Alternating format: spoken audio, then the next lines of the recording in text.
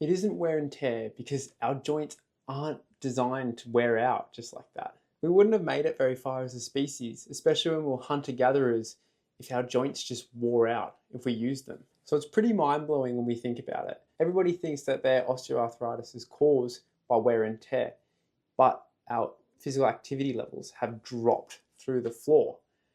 How does that make any sense if it's wear and tear? To understand why this is happening, we must understand what's going on inside of our joints. So let's give an example of your knee joint. So your knee joint looks just like this. So you've got the two bones, and then you've got some articular cartilage on the surfaces of those bones.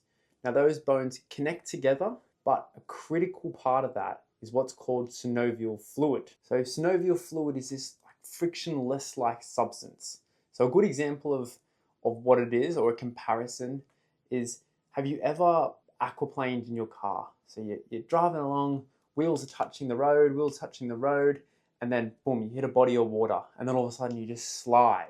Okay, that's because there's that little bit of liquid in between the wheel and the road. So the same thing works with synovial fluid. So synovial fluid is creating that tiny little barrier in between those bones. So now that you know what synovial fluid is, I want to talk about how important it is. So synovial fluid works to deliver nutrients inside the joint, especially to the articular cartilage, because that articular cartilage is avascular, meaning it doesn't get a blood supply. And guess how that synovial fluid is pushed throughout all that articular cartilage? It's actually through movement.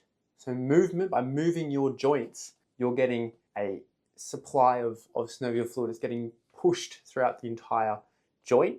So that articular cartilage is actually getting the nutrients so it can regenerate, it can grow, it can become bigger, stronger. Now, why is wear and tear not causing your osteoarthritis? Because we're actually moving a lot less than we did 100 years ago.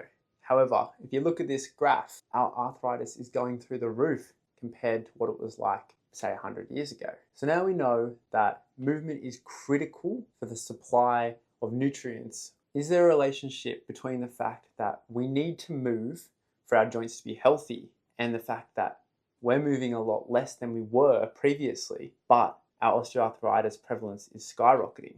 So obviously there's something much greater at play here. Anyway, so now I hope your mind is open to the fact that it's probably very unlikely that your osteoarthritis was caused by wear and tear. And in the next video, I'm going to actually explain to you what osteoarthritis is